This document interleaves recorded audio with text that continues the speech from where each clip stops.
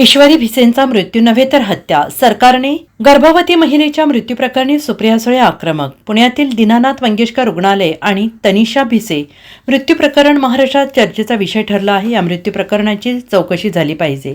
या मृत्यूमध्ये ज्या डॉक्टरांचा तसेच अन्य लोकांचा समावेश आहे त्यांच्यावर कठोर कारवाई झाली पाहिजे अशी मागणी केली जात आहे.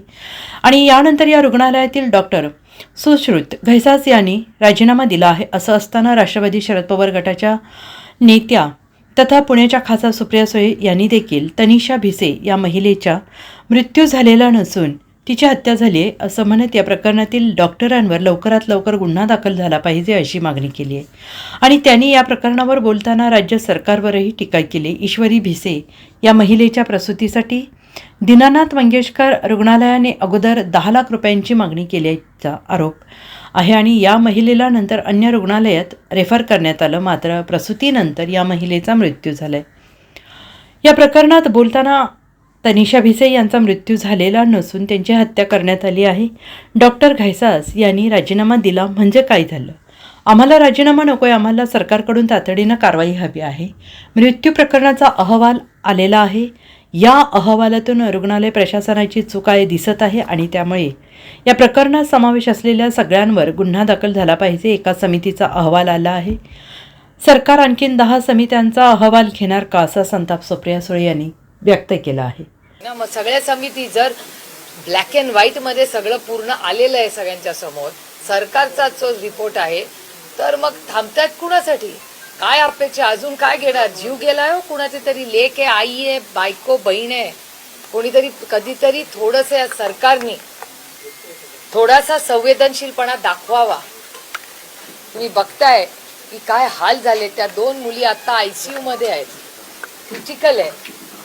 काय ते आई वडील, त्या वडील आणि त्या कुटुंब कुठल्या दुःखातून जात आहे.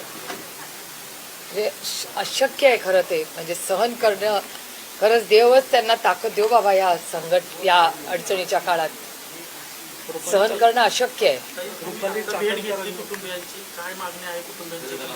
नाही, सविस्तर बघा, एक तर आम्ही मागण्यांसाठी नाही आलो, आम्ही माणुसकीच्या नात्याने इथं आलो. त्यांच्या घरातली, त्यांची बायको, मुलगी, सून, ज्या पद्धतीने तिच्यावर अन्याय झाला, तिची हत्या झाली, त्याच्यासाठी आम्ही, त्यांची लेख तर आम्ही आणू शकत नाही, पण त्यांना थोडासा आधार देण्यासाठी आम्ही इथे आलेलो आहे. त्या मुलांना काही मदत आमच्याकडून होईल का माणुसकीच्या नात्याने, म्हणून आम्ही इथे आलेलो आहे.